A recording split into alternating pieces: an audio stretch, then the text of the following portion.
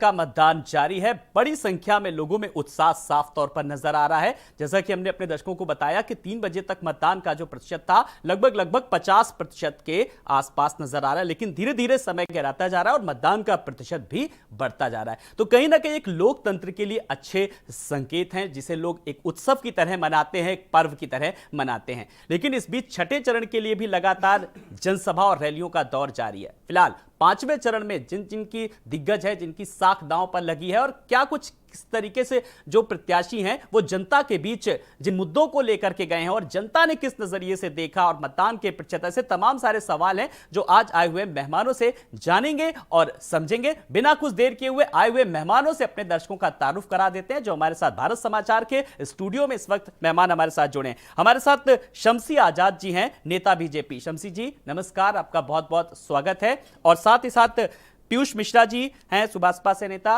पीयूष जी नमस्कार, आपका भी बहुत बहुत स्वागत है। और रफत फातिमा जी, कांग्रेस प्रवक्ता। रफत जी नमस्कार, बहुत बहुत स्वागत है आपका।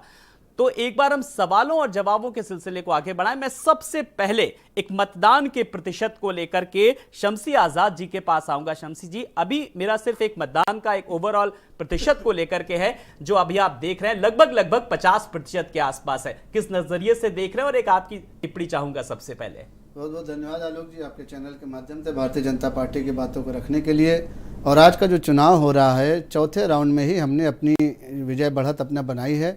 और 5वें राउंड का जो चुनाव है 12 जिले में 61 सीटों पर, ये हमारे ख्याल से सबसे बड़ा अभी तक का जो है सीटों पर चुनाव हो रहा है। अभी तक 55-58 के आसपास थे, लेकिन मतदान का प्रतिशत हम लोगों की उम्मीद से भी थोड़ा सा कम है। हम ये समझ रहे थे कम से कम 60 के पार तक हम पहुंचेंगे। अभी समय है। हमने मतदाता जागरूकता अभियान के जरिए लोगों को बताया भी, पिंक बूथ बनाए, मॉडल बूथ भी बनाए हमने, बहुत से बच्चों के लिए टाफियां बिस्किट वगैरह भी वहाँ पर रखे हैं। लेकिन फिर भी शुरू से ही मतदान का कुछ परसेंटेज कम रहा है। कुछ पता चला है कि वहाँ पर कुछ जगहों पर जो ईवीएम मशीन में खराबी और गड़बड़ी की भी खबरें आई हैं, लेकिन ओवरऑल हम बढ़त बनाए हुए हैं। और हमको पूरी उम्मीद है कि इस बार भी हमको जनता जो है अपने पूर्ण बहुमत के साथ विधानसभा में हमको प्रचंड बहुमत मिलेगा और दोबारा से मुख्यमंत्री योगी आदित्यनाथ जो है विधानसभा पर जो है शपथ लेंगे और एक ऐतिहासिक जीत के साथ लेंगे। जी चलिए, एक ऐतिहासिक जीत, लेकिन कभी कभी कहते हैं दिल की बात जुबान पे आ जाती है। खैर उस पर भी मैं बात करूंगा, लेकिन मैं रफत जी के पास आऊंगा। रफत जी, मैं मतदान के प्रतिशत को लेकर के, आपने शुरू के भी 4 चरण देखे होंगे और आज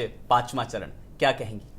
नहीं, अभी टाइम है। 6 बजे तक हमें लग रहा है 60% हो जाना चाहिए, जिस तरीके से बढ़त बन रही है लगातार जी। और सबसे बड़ी बात ये कि आपने 4th जो फेज देखे, उसमें इनके जितने भाजपा के बयानवीर थे उन्होंने सारे बयान दे डाले। लेकिन अब ये जो 3 फेज हैं बहुत इंपॉर्टेंट है, क्योंकि यहाँ पे जो है जो एक तो जातिगत आधार पे काफ़ी हद तक प्रैक्टिकली अगर हम देखें तो इस पर वोट डलते हैं। और दूसरा ये कि अब वो एजेंडे इनके बिल्कुल फ्लॉप हो चुके हैं। जो इनके एजेंडे थे 80-20 वाले, बहुत सारे ऐसे बयान दिए गए थे सार्वजनिक मंचों से, लेकिन अब वो एजेंडे फ्लॉप हो चुके हैं।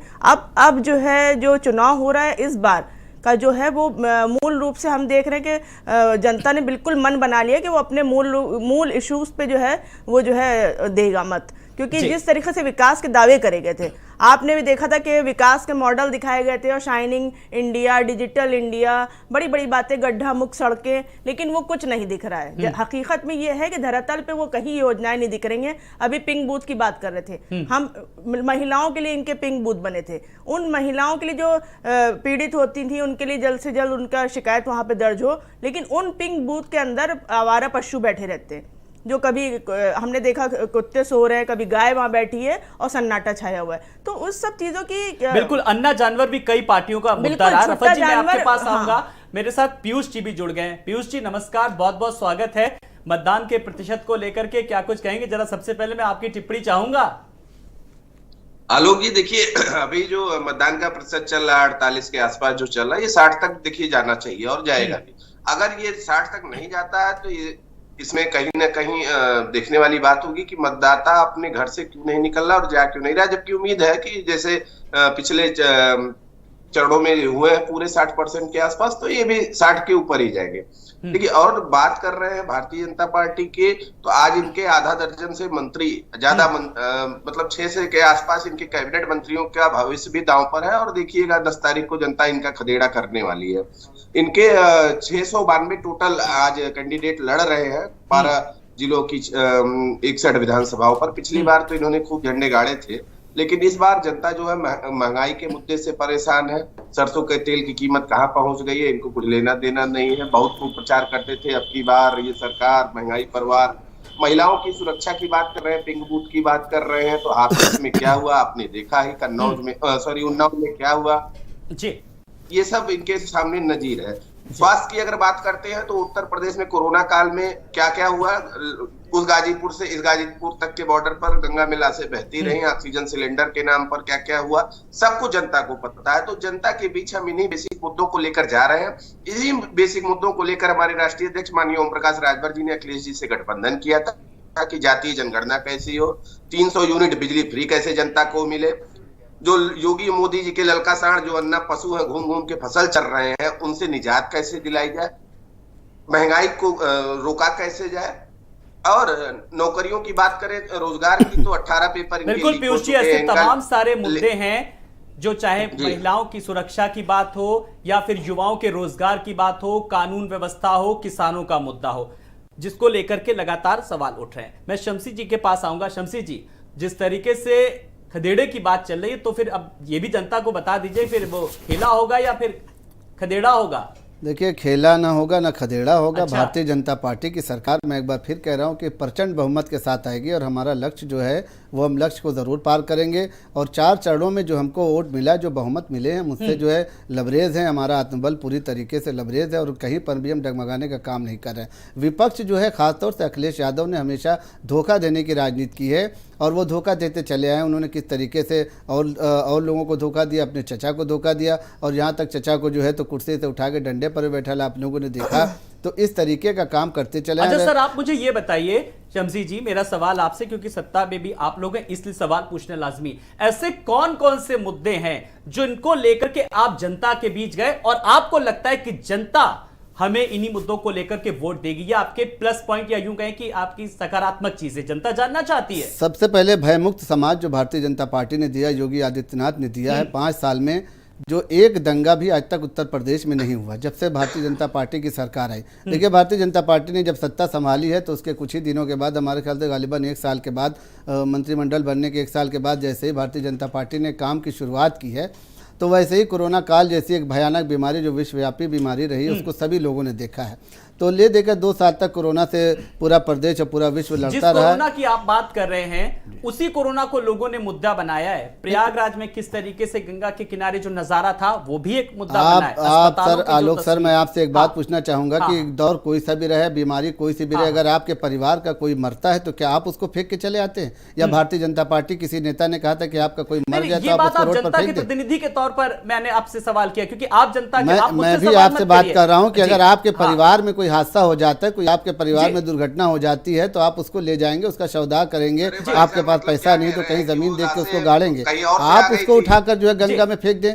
ठीक है, ये विपक्ष के लिए अगर जवाब, अगर पीयूष जी मैं चाहूंगा इस सवाल का जवाब आप दें। मर जाएगा सिलेंडर? नहीं, मर जाएगा नहीं, मर जाएगा, मर जाने के बाद की भी जिम्मेदारी आपकी है। मर जाने के बाद, मैं आ रहा हूं, पीयूष जी आप अपनी बात करें। मर जाने के बाद की जिम्मेदारी आपकी। जरा पीयूष जी को सुनेंगे पहले। हाँ, आपने तो शमशान घाटों पर भी वेटिंग लगा दी। और आलोक जी, एक बात बताऊं, इनकी सरकार इतनी अच्छी है कि भ्रष्टाचार तो है ही नहीं। आपने देखा होगा कि पहली बार शमशान घाट से लाशें वापस आई है, कहां पे? घरों पे। मुरादनगर में वो शमशान घाट का लिंटर गिरा था, याद है ना? कितनी मौतें हुई थी, भूल गए?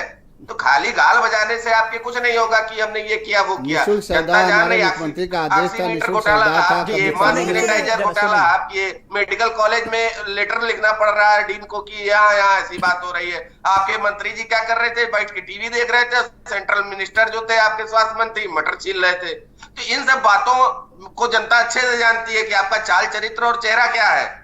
आप भाग नहीं सकते इन सब बातों से। और जो उत्तर प्रदेश के मुद्दे हैं, बेसिक मुद्दे, उन पे उत्तर प्रदेश की जनता आपका मुखिया जो है वो माफिया के अंदर में है, पता है, पूरे उत्तर प्रदेश को पता है कि आपका मुखिया जो है ओम प्रकाश राजभर जी, हमने उनको पूरा सम्मान दिया था, कैबिनेट मंत्री भी बनाया था, लेकिन वो एक विशेष एक माफिया के अंदर में काम कर रहे थे और लगातार भारतीय जनता पार्टी पे दबाव बना रहे थे। तो बाबा किसी के दबाव में आने वाले नहीं है। बाबा ने एकदम साफ सिरे से नकार दिया और इस बार ओम प्रकाश राजभर को भी पता चल जाएगा कि भारतीय जनता पार्टी के साथ रहकर चलिए कौन किस पर दबाव बना रहा था, मेरा मुद्दा ये नहीं है। लेकिन सवाल ये है कि जब प्रत्याशी जनप्रतिनिधि के रूप में जनता के पास जाता है तो कौन कौन से मुद्दे उठाता है और जनता उसे किस रूप में लेती? बड़ी बात यह है रफत जी। नहीं, मुझे तो मतलब शर्मनाक तो ये है कि शमशी जी भाजपा प्रवक्ता बाद में पहले एक इंसान है। अगर इंसानियत के रूप में आप देखें तो कोरोना काल में जो सरकार ने जो वो करी है, मिसमैनेजमेंट हुआ, वो सबने देखा। शमशान में तानाशाही तो ये थी, शमशान में लाशें जब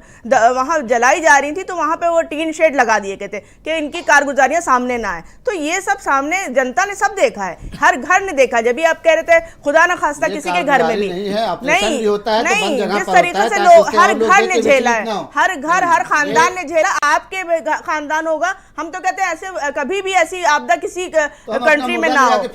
नहीं तो आप व्यवस्था कराइए। लकड़ियों की कमी है, वहाँ एक एक एम्बुलेंस से 15-15 हजार ले रही है, 5 किलोमीटर की 12-12 हजार ले रही है। अगर इस तरीके से पैसा लिया जाएगा तो आम जनता क्या करेगी? आम जनता परेशान थी, उसको सही से व्यवस्था नहीं मिल रही थी, तो इसलिए नहीं देखा नहीं गया उसको। तो आप लोग ने छुपाया, राम नामी तक छीनी गई। गंगा में लाशें बह रही थी तो राम नामी क्यों छीनी गई? आपकी क्योंकि कमियां थी वहां पर, आपने सड़कों पर उतरे नहीं, आपने काम नहीं करा। सवाल तो ये उठता है जब काम कर रहे हैं। हमारे मुख्यमंत्री तो कोरोना पॉजिटिव होते हुए भी देश का मुख्यमंत्री, प्रदेश का मुख्यमंत्री अपने पिता के संस्कार में नहीं जाता, लेकिन वही मुख्यमंत्री गलियों गलियों जो बीमारों के हालचाल लेता है। सारे आप अपना कोई एक फोटो दिखला दीजिए, प्रियंका जी का दिखला दीजिए, आप राहुल गांधी का दिखला दीजिए। अच्छा शमशी जी, आपको मैं बहुत देर से सुन रहा था। आपने कहा फोटो दिखा दीजिए अपने किसी नेता के, आपने तमाम सारे तर्क दे दीजिए। फोटो देखने का इतना ही शौक है तो सोनभद्र के रॉबर्ट्सगंज के भूपेश चौबे साहब का फोटो देखिए, वो देखिए किस तरीके से उठक बैठक कर रहे हैं। अब आज एक नया वीडियो किस तरीके से वायरल हो रहा था, किस तरीके से वो मेरा सवाल, जब मेरे सवाल का जवाब दीजिए। फिर नारद राय, कोई मैं नारद राय की पार्टी से नहीं हूं, मैं एज बीइंग जर्नलिस्ट आपसे सवाल कर रहा हूं जी। काम किया तो फिर आप काम के दावे मैंने क्यों मालिश करके उठक बैठक करके देंगे? सीधा सा सवाल का कट टू कट सवाल का कट टू कट जवाब दीजिए। चुनाव है, चुनाव में नेता जब जनता के बीच में जाता है तो उसकी मनोभावना को समझता है और उसको कहता है कि जैसा जनता चाह रही वैसा वो करता है। अगर जनता के सामने उनको लगा होगा, जनता ने कहा होगा भाई आपने गलती की है, तो हमारे नेता ने माफी मांग ली उसकी। लेकिन आपने देखा होगा नारद राय भारतीय जनता पार्टी के झंडा देखकर बेहोश हो जाते हैं। जौनपुर में एक मामला होता है, थोड़ा सा माइक खराब हुआ, अरशद खान साहब उठा के माइक फेंक दिया उन्होंने जनता के बीच में। तो ऐसी भी बहुत सी जगह स्थितियां बनी हुई, ऐसा नहीं है। चुनाव है, चुनाव में बहुत से प्रत्याशी हैं और प्रत्याशी अपना तरह तरह का जनता को लुभावने की भी बात करते हैं। जनता का तेल लगा ले, जनता इनका खदेड़ा नहीं, आप लैंग्वेज को संभाल के तेल लगाने वाली बात मत करें। बीजेपी के जो प्रवक्ता हैं, जिस तरीके से नेता, उन्होंने साफ तौर पर अपनी बात रखी, जस्टिफाई भी दिया उस वीडियो को लेकर के जिसमें कभी वो उठक बैठक लगा रहे हैं, कभी तेल मालिश कर रहे हैं। आप लोग भी तो जनता के प्रतिनिधि बनकर के जनता के बीच सेवक के रूप में गए हैं, वोट मांगने के लिए गए। आप लोगों को भी कभी विरोध का सामना करना पड़ा, मतलब कैसे बचे आप? बताइए, अपना भी जरा व्यथा जरा सुनना चाहिए, सुनेंगे पीयूष जी को सुनेंगे। हम अगर इनके साथ 5 साल तक रहते, तब जो जूतम पैजार की स्थिति है भाजपा की, जो आज लतियाए जा रहे हैं, इनके प्रत्याशी भगाए जा रहे हैं गाँव से और उठक बैठक को तेल लगा रहे हैं दूसरे के, राजभर की भी लैंग्वेज है, बहुत असभ्य भाषा में लोग बात करते हैं। लिया था क्योंकि पता था कि इनकी भाई पीयूष जी एक रिक्वेस्ट आई है कि भाई भाषा पर संयम बनाए रखें। आप बहुत रेपुटेड चैनल पर बैठे हैं इसलिए जी, ये मैं भी चाहूंगा। लेकिन आप गलत बात कर बात हमने इनसे पल्ला तभी छुड़ा लिया था 2019 में। नहीं, पल्ला आपने क्यों छुड़ाया था वो आपको भी पता है। आप एक माफिया को छुड़वाना चाह रहे थे, जेल में सुविधा पहुंचाना चाह रहे थे, और आपने जैसे समाजवादी पार्टी से गठबंधन किया, आप भाग के बांधा जेल में गए मिलने के लिए भी, तो वो आपका चरित्र सबके सामने है। आपको भारतीय जनता पार्टी ने यहाँ तक पहुँचाया है। आज जो यहाँ पर आप बैठ रहे हैं, इसके पहले आप बोल नहीं पाते थे। मिले तो आपके पेट में इस बार आपको 10 तारीख को पता चल जाएगा जब आप शून्य हो जाएंगे। और अखिलेश यादव ने जो चाल चली है कि जब वो पश्चिम में चुनाव होता है तो जैन चौधरी को मंच पर लेकर चलते हैं, और पूर्वांचल में जब होगा तो वो ओम प्रकाश राजभर को लेकर। तो ऐसा में सवाल फिर ये क्या है, फिर बुलडोजर फिर किस लिए था? उस वक्त बुलडोजर कहा था, मैं उस पर आऊंगा, लेकिन मैं ठीक है, मैं अब रफत जी के पास आऊंगा। रफत जी, जिस तरीके से पोस्टर को लेकर के बात चली, तो अब कांग्रेस से जब भी एक सवाल उठता है कि भाई आप लड़की हूं लड़ सकती हूं का कांग्रेस ने नारा दिया, लेकिन पोस्टर गर्ल किस तरीके से नाराजगी उनको नहीं रोक पाए। ये सवाल बड़ा ही प्रचलित सवाल है कांग्रेस को लेकर के, कॉमन सवाल है। देखिए, उसमें उनके अपने सेल्फ इंटरेस्ट छुपे हुए थे जी। अगर उनको पोस्टर गर्ल बनाया गया तो कांग्रेस ने ही इतनी उनको मान सम्मान दिया था, जो उनको अपने पोस्टर मैनिफेस्टो के सबसे कवर पेज पे रखा गया था। वो पोस्टर गर्ल की वहाँ से उन्होंने एक इमेज बनाई और आगे आगे उनको उसी का वो मिल रहा है, माइलेज मिल रहा है। अगर आप देखिए तो कांग्रेस नहीं दिया, ये पहल करी। नहीं तो वो माइलेज आप लोग भी तो ले सकते आप थे। समाज भी नहीं, तो जी, सकती तो थी। ऐसा आप तो मनाने नहीं की है। कोशिश, वो सभी तो बहुत फूट कर उनका वीडियो सारी तो महिलाएं हुआ। महिलाओं को वहाँ सम्मान उन्होंने दिया कहा कि जाता है, टिकट लेकिन आप खरीदी को लेकर के टिकट क्या 40% लेकर महिलाओं की बात हाँ, करते हैं, आपकी पर बारी किसी आपकी को बारी नहीं हो चुकी, मेरी बारी। पार्टी तो दूसरी इस पार्टी तरीके अभी से आएंगे, टिकट की रफत बात इनको है। मौका देंगे, टिकट जी। सबको नहीं मिल सकता, किसी एक ही प्रत्याशी को मिलता है। तो इसलिए इस पे हमें लगता है नाराजगी नहीं जताना चाहिए। और जाहिर है हम आइडियोलॉजिकली जुड़े हुए हैं अगर किसी पार्टी से, तो वहां पे इस तरीके से हम वो नहीं कर सकते नहीं, मनमुटाव। रफत जी, ये बात कहना बहुत आसान होता है कि नाराजगी नहीं जानी चाहिए और टिकट सबको नहीं मिल सकता, लेकिन उस वक्त ये चीज खराब लगती है जब आपके साथ कोई लगातार इतने सालों से रहा, उसने सेवा नहीं, करी, कुछ टिकट किसी महीने, आउटसाइडर को नहीं, दे दिया, आलोक उस जी, वक्त कुछ महीनों भावनाएं से आहत होती हैं। कुछ महीनों से जुड़े थे वो लोग, ऐसा नहीं है कि सालों से जुड़े हुए, कुछ महीनों से जुड़े थे। हम तो कहते हैं सालों से भी जुड़े हैं, हाँ। उसको भी टिकट नहीं मिला, ऐसा नहीं है। टिकट सबको नहीं मिल पाता है, लेकिन और जाहिर है दुख भी होता है ये, लेकिन दुख जताने के भी तरीके होते हैं। लेकिन जिस तरीके से दुख जता रहे हैं उसमें लग रहा है सेल्फ इंटरेस्ट छुपा होता है, और आइडियोलॉजिकली आप पार्टी से नहीं जुड़े हुए, तो ये अपना सेल्फ इंटरेस्ट साधने के लिए वो वहां पहुंच तो रहे आप थे। लोग जब कोई पार्टी में आता है तब आइडियोलॉजी उसकी नहीं पूछते नहीं, सबसे कि भाई बड़ी क्या? नहीं या आइडियोलॉजी जो भी प्यार से मिला हम देखिए, उसी के हो लिए। हाँ। जाहिर सी बात है, हमें वहां से अगर प्यार है तभी हम वहां रह पाएंगे जहां हमें प्यार मिलेगा। हर जगह नहीं रह सकता इंसान। अब भाजपा में टिकट मिल गया, पहले तो ये सवाल है कि क्या मिल गया टिकट उन लड़कियों को? आदित्य सिंह को दिया आपने? आदित्य सिंह हमारी पोस्टर गर्ल नहीं थी, हम तीन विधायक तो थी आपकी। नहीं तो वहाँ वो तो विधायक थी, आपको देने ही आपकी मजबूरी है, आप देंगे ही। आलोक तो जी, सबसे बड़ी बात है आलोक पोस्टर जी, गर्ल को मिला आ रहा नहीं हूं, मिला। सदा रहा हूं, तुलसी, आपके पास जरा हमारी नफरत में अपनी पोस्टर बात गर्ल पूरी को करूं। टिकट मिला नहीं मिला, हम इस पर सवाल कर रहे हैं। क्या जी। अगर जो उनकी यहाँ पे मांग थी वहां वो मांग कर पाई? क्योंकि वहां तो बात ही नहीं कर सकती हैं। यहाँ तो कम से कम हमने बात करने के लिए आपके यहाँ तो आवाजें दमखम से खोल आवाज रखी उठाए जा रहे हैं। हैं, हमारे क्या 40% तो जबानों को बंद नहीं करा जाता है। हमारे क्या लोकतंत्र में आजादी है कि बोलो, अपनी बात कहो। वहां तो आजादी ही नहीं है बोलने की। अभी तो नई नहीं गई, अभी आगे आगे देखिए होता है क्या। महिला सम्मान की बातें करने वाली जब आम महिलाओं को सम्मान नहीं दे पा रहे, हाथरस की घटना इसका उदाहरण है। किस तरीके से एक बच्ची को आधी रात में जला दिया जाता है, किस तरीके से उसका विधिवत संस्कार नहीं किया जाता, तो ये महिलाओं को सम्मान देंगे? वो महिलाएं हमें लगता है मासूम है, अभी भी मौका है। हम तो कहेंगे अभी भी कांग्रेस उनको वापस ले लेगी अगर आ जाएंगी। लेकिन सबसे बड़ी बात यह है कि महिलाओं को सम्मान देने वाले महिलाओं को सम्मान दे पा रहे हैं? आप सेल्फी भी कह रहे हैं उनको, जब अच्छा, हमने आपने 40% सम्मान की बात की, एक हमने सवाल का जवाब दीजिए। 40% चलिए कहा अब तो मैं 40% जरा दिया। आज के मतदान को लेकर के आता हूं। रायबरेली में भी एक सीट को लेकर के है और अमेठी की सारी सीटों को लेकर के कांग्रेस अपने आप को कहां पाती है? नहीं, कांग्रेस अपने को हर जगह पाती है। कांग्रेस हाथरस में पाती है, कांग्रेस उन्नाव में पाती है, अपने को प्रयागराज में पाती है, हर जगह प्रियंका जी हर जगह पहुंची है। कांग्रेस बुलंदशहर में अपने को पाती है, कांग्रेस मुजफ्फरनगर में अपने को पाती है, कांग्रेस बिलरियागंज में अपने को पाती है। कहाँ नहीं गई हमारी महासचिव प्रियंका गांधी जी? कहाँ नहीं गई? कासगंज मुद्दों और पे अगर कोई बोला तो अरहल और सिर्फ प्रियंका जी जफरनगर में बोली 2 है। जगह सरेंडर कर देती है। हर जगह अगर कोई गया है जो राजनीतिक चलिए, दल बड़ी इस बड़ी सवाल को बातें मैं कर जरा रहे हैं, सोशल आगे मीडिया पे पूछूंगा बात कर कि रहे हैं, कांग्रेस वो ने कहा कि कांग्रेसी कांग्रेस हर बस जगह गई है, चाहे वो हाथरस हो चाहे वो मुजफ्फरनगर। इस सवाल को मैं लूंगा, इसी सवाल का जवाब लूंगा, लेकिन मैं जरा पीयूष जी के पास आऊंगा। पीयूष जी, कांग्रेस तो हर जगह गई है, आप लोगों के पास क्या कुछ है जनता के बीच बताने के लिए? किन किन मुद्दों को लेकर के जनता के बीच गए? इस सवाल का जवाब जरा चाहूंगा बेबाकी से दें आप। देखिए आलोक जी, हमने पहले ही आपको बताया कि 300 यूनिट बिजली कैसे फ्री दी जाए जनता को, जातीय जनगणना कैसे कराई जाए, क्योंकि जिसकी जितनी संख्या भारी उसकी उतनी हिस्सेदारी, उनको उनका हक अधिकार कैसे मिले।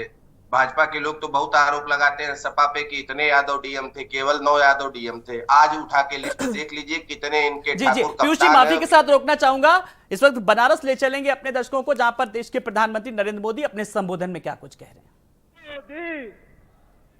मित्र